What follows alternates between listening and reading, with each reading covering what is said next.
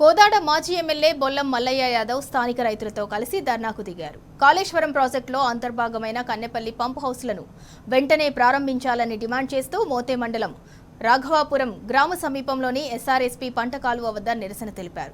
Kannepalli పంపులను on చేస్తే కోదాడ వరకు కూడా కాళేశ్వరం నీళ్లు ఇవ్వొచ్చన్నారు బొల్లం మల్లయ్య. బీఆర్ఎస్ ప్రభుత్వం రైతుల సంక్షేమమే ధ్యేయంగా కోట్ల రూపాయలు వెచ్చించి నిర్మించిన ఎత్తిపోతల పథకాలు రేవంత్ సర్కార్ పట్టించుకోవటం లేదని ఫైర్ అయ్యారు. ఇక ప్రభుత్వ అసమర్థతను కప్పిపుచ్చుకోవడానికే రిపేర్ల పేరుతో కాలయాపన చేస్తుందన్నారు బొల్లం మల్లయ్య యాదవ్.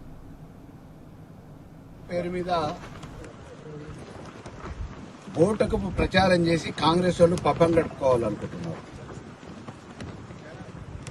వాళ్ళ అబద్ధపు ప్రచారానికి ఇలా రైతాంగాన్ని బంద్ చేయాలనే ప్రయత్నం చేస్తున్నారు.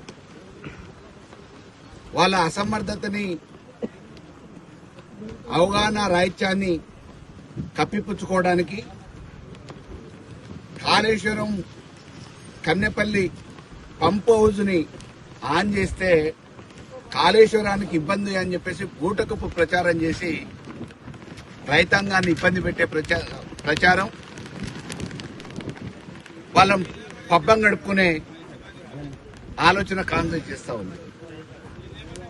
ఇవాళ స్పష్టంగా చెప్తా ఉన్నాం, మీకు అందుబాటులో ఉన్నా లేకపోతే దేశ అంతర్జాతీయ స్థాయిలో ఉన్న నీటి రంగ నిపుణులు గాని, ఇంజనీరింగ్ విభాగ అధికారులను కానీ తీసుకొచ్చి పరీక్షలు పెట్టండి, పరీక్ష చేపియండి కాళేశ్వరం పిల్లలని. ఎటువంటి ప్రమాదం భవిష్యత్తులో లేదు అని చెప్పి గతంలోనే ఎన్డీఏసీ అధికారులు కేంద్ర ప్రతినిధి బృందం చెప్పడం జరిగింది. అది రిపేర్లు చేపించడానికి చేతగాని దద్దమ్మ ప్రభుత్వం, ఈ అసమర్థులు ఏదో రకమైన బురద జల్లాలనే నెపంతోని ఇవాళ బీఆర్ఎస్ ని అపవాదుల పాలు చేయడానికి రైతాంగాన్ని ఇబ్బంది పెడతా ఉంది. ఒకవైపు ఎల్నినో ప్రభావం, ప్రకృతి వైపరీత్యాలు, కాలం సరిగా కాదని చెప్పి శాస్త్రవేత్తలు చెప్తా ఉన్నారు.